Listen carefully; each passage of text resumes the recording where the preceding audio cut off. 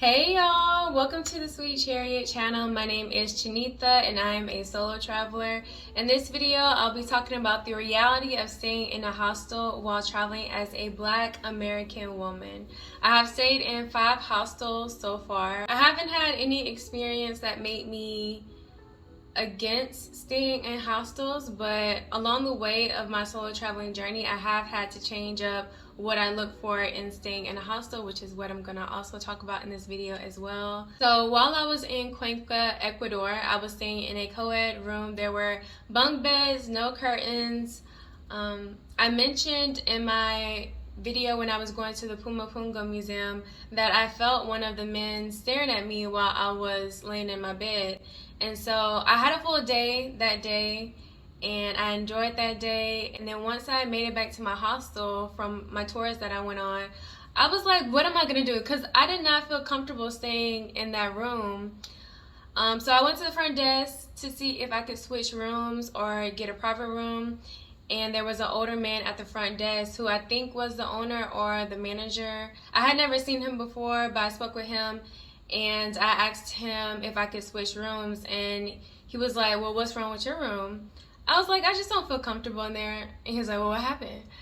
I was like, I just don't really feel comfortable in there. And he was like, what happened? And I was like, well, I don't want to accuse anyone of anything, but I really think that one of the guys had been watching me while I've been lying in the bed and while I've been sleeping. And so he confirmed who I was talking about, and I was like, yes.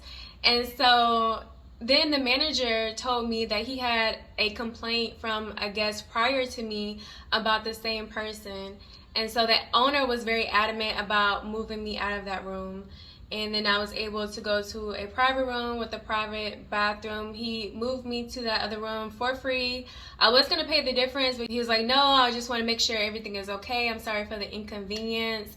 And I love how the manager handled that situation. So everything worked out. And I'm also glad that the person before me spoke out about that man's unwanted actions or behavior towards her, because like, I don't know what the other person's situation was. Like, I don't know if the man was more direct towards her, but it made it a lot easier for me to get out of that uncomfortable situation, since she had already made it known to the owner that he was being weird. So shout out to whoever that woman is, okay? Shout out to that woman. So on top of being a woman, but to be a Black woman in a hostel is a very different experience than most. Most likely you're going to be the only Black person in that hostel. Depending on where you go, it may be different. I'm just speaking from my experiences. Even the people that I've seen on the free walking tours, most of them are white and they're coming from hostels. Sometimes free walking tours are included with the hostel, or like the hostel may link up with a company and they provide a free walking tour. But yeah, even the man who was watching me while I was sleeping, he was asking me, why don't more Black people stay in hostels? He was a white man from Finland and he had traveled around Europe. I'm pretty sure he's been to other countries as well. But he was saying that he stayed in hostels, and I was the second Black person that he's seen staying in a hostel. Hostels are cool. Hostels can be cool. Like, it feels like a big sleepover. It can feel like a big party. You feel like you're in college or something. It's cool, but if you don't normally have like sleepovers or hang out with white people, it can be a little uncomfortable. It just can. I'm just being honest. It can be a little uncomfortable to be the minority, which I knew before traveling, but I didn't think that it would affect me that much. And to be clear, I haven't dealt with racism or white people being nasty towards me while I've been traveling. In all honesty, the white people that I have met, they've been very encouraging of the fact that I'm solo traveling, especially the women. They're like, oh, you're traveling by yourself? And I'm like, yeah. And they're like, you go, girl. Like, you know, like, they're proud of the fact that I'm traveling and like I'm experiencing life and doing it by myself. So most of the white people that I have met so far, they've been very encouraging and they've been very kind towards me. So it would be cool if more Black people stayed in hostels, but that's not the case. You're gonna be the minority. So yeah, I just like being around other Black people. I'm a Black woman. I'm a unique woman. I I have kinky hair. I can't relate to a woman who has white hair. It's just certain things that I would like to be around other black people and experience things from the same perspective of another black person, or like have similar, outlooks or whatever. Your decision to stay in a hostel also depends on where you're from. I'm from the United States. I'm from the South. I'm from Alabama. Okay, so being from the United States, a society that was built off of racism, white supremacy, slavery, all that kind of stuff, and then being from the South, where that's a whole nother culture, being from sweet old Alabama, that has a whole nother culture of racism. So yeah, like the history between blacks and whites is not the best. It's tolerable to a certain extent, and then to be in a whole nother country and be the only black person in the hostel, and then waking up to a white man watching you, it felt like a horror movie. And I don't like horror movies. I don't like horror movies. The only thing I could think about was Jeffrey Dahmer and all the weird things that have been done to black Americans, like in the name of white supremacy and racism, and all just experiments and stuff. Like it was weird. Like it was a very long night. I had to sleep with one eye open. It was very uncomfortable. So yeah, I'm just, this is just my experience that I'm sharing. It felt like a horror movie. So the next hostel I stayed in, there was a curtain. It was an all-female room. The only problem was that the women in the room were making too much noise. Like they had their own excursions to do, so they were getting up in the middle of the night, leaving to go to their excursions. So once I realized that staying in dorms is not for me, I booked a private room for my fourth hostel. And it was a pretty good experience. I ended up having to stay in the country that I was in a little bit longer. I was in La Paz. I was in Bolivia. And I had to stay in Bolivia a little bit longer. So I ended up looking at Airbnbs. I found an apartment. It cost less than staying in the hostel. So, and it was nicer. It was way nicer than the hostel. It was way nicer. I only booked the hostel just because I had heard things about La Paz, Bolivia. A lot of people told me that it wasn't safe, and I felt fine. I felt very comfortable in La Paz. I feel like I felt too comfortable in La Paz. While I was there at the hostel, I was like, okay, well, I feel comfortable enough to, look at Airbnbs and just get an Airbnb. And so I felt fine staying in that Airbnb. But if you're going to a country and you don't know if it's safe to go to that country, then sometimes going to a hostel may be the best thing. But it wasn't until I actually went to La Paz and was walking around the neighborhood and all that kind of stuff that I was like, okay, well, I could stay in an Airbnb. The Airbnb was more secure. It had a security guard. It was kind of like a luxury apartment.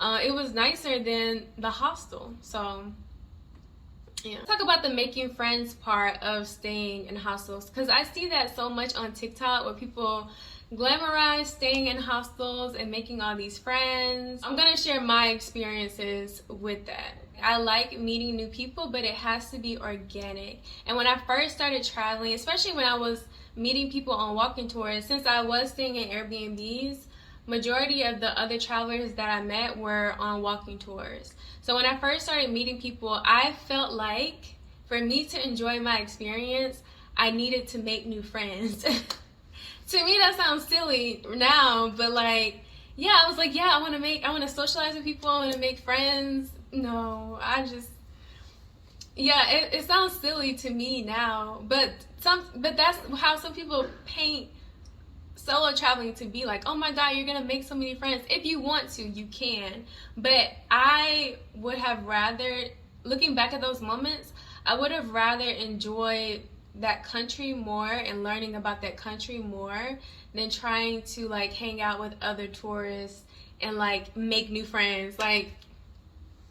Even me thinking about that is just hilarious. And then I've also realized that I'm okay with saying goodbye to somebody after I've spent a day with them. There's nothing wrong with that person. That person can be, an amazing person. But I'm okay with after us spending a day together on a tour, or us, sharing an excursion together, I'm okay with saying goodbye. I'm okay with going my way and letting them go their way. I don't feel the need to hold on to people, because I really feel like to really have a friendship with someone, that takes work. That's a whole relationship, and that takes work. It makes me think about anime. I'm into anime. I love Naruto.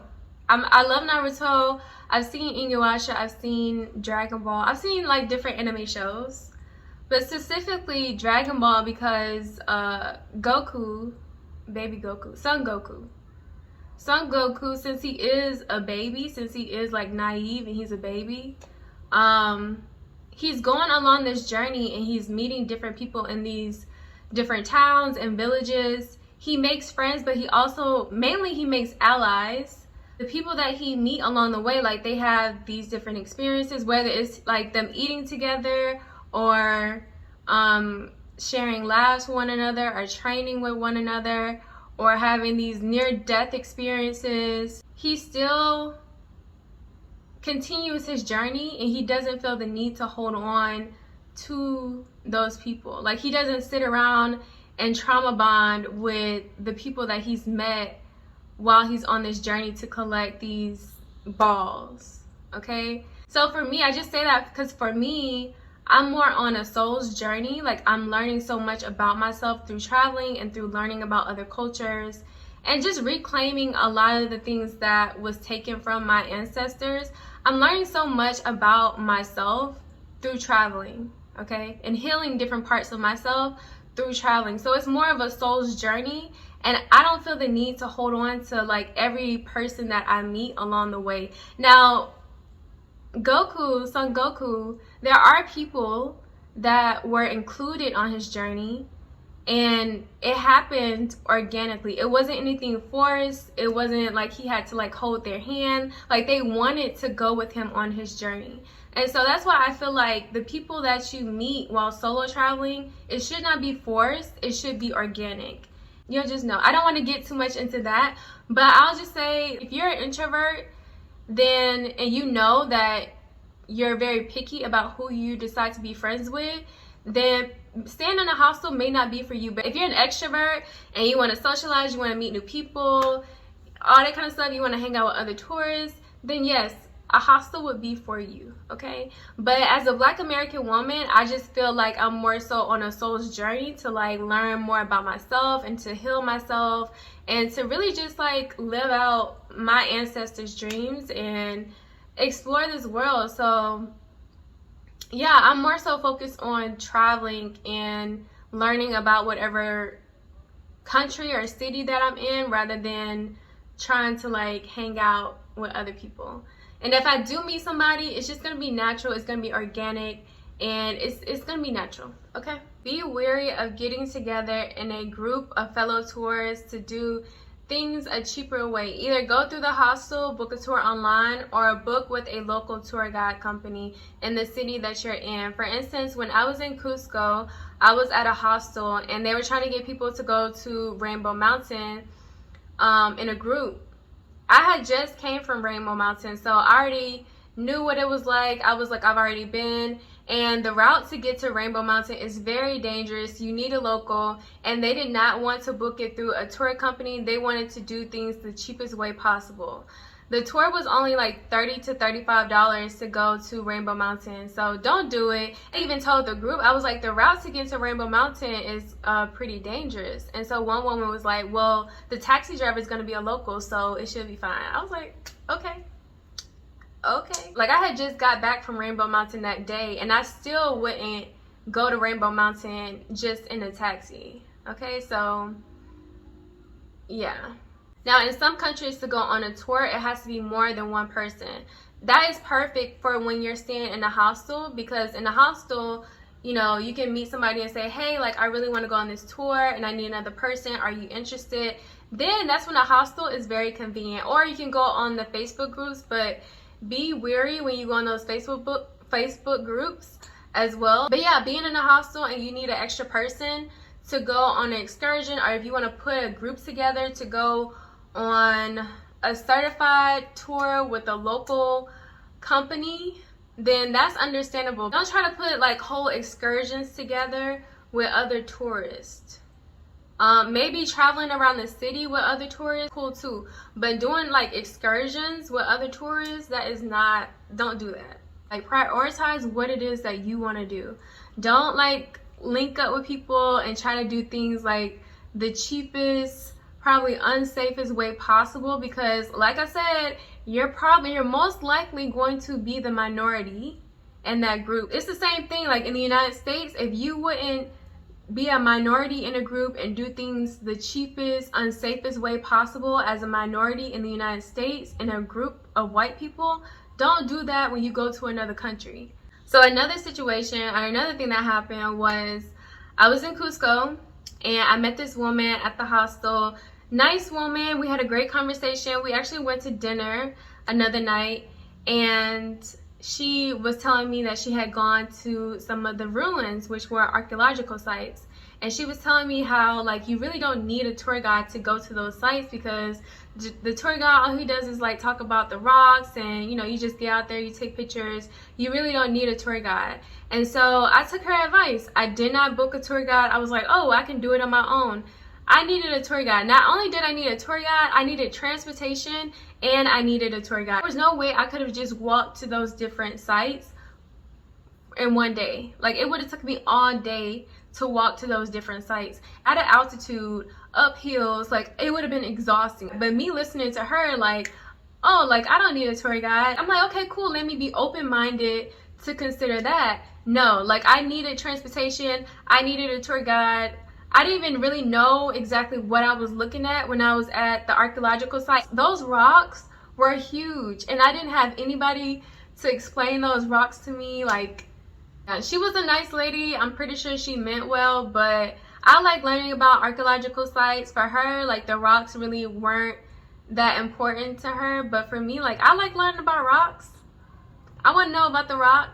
You'll realize what is important to you and what kind of tours you want to book, and stay true to that. Like you'll meet people in these mainly hostels. It's mainly hostels, because when I don't stay in a hostel, I already know what I want to do. Like I already know the tours that I want to go on. Like I don't really change up my schedule too much. But in hostels, you'll meet people. They'll share like their recommendations.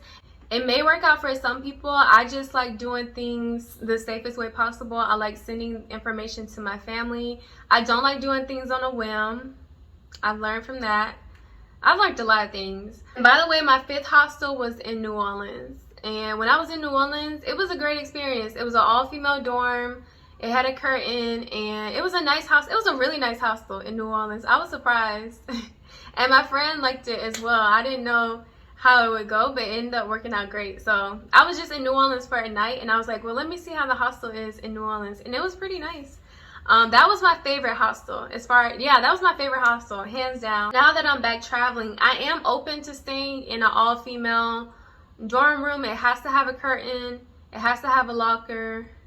But either all-female room with a curtain, or I'll stay in a private room, or I'll stay in a hotel. That's if I'm like at a place for a short period of time. If I'm gonna be somewhere for a long period of time, I'll stay in an Airbnb. So that's pretty much how I've been traveling. And for people who are interested in solo traveling and you're planning to stay in hostels while solo traveling, really consider these things before you plan your whole trip and you make your budget off of staying in a hostel. Because I would hate for you to make your budget and say, okay, well, this is how much I'm gonna spend each month, and then you realize that you don't like hostels. Because staying in a hostel is so cheap, it's so convenient, but it's not, I don't know, like you'll see if it's for you. Just in case you realize hostels aren't for you, what is going to be your plan B? You need to know that before you start solo traveling. This is just my experience. You have to give yourself that freedom to explore and have your own experiences. And I'm just sharing what I've realized while I've been solo traveling as a Black American woman. I hope this video has helped you guys, and if it has, make sure you like the video and share the video to anybody you know who is interested in solo traveling. Also, subscribe to the channel if you are interested in solo traveling, or if you would like to follow my solo traveling journey. Shout out to all my subscribers so far. Thank you guys for following. I appreciate you guys. And that is the end of this video. So thank you guys. Until next time. Bye.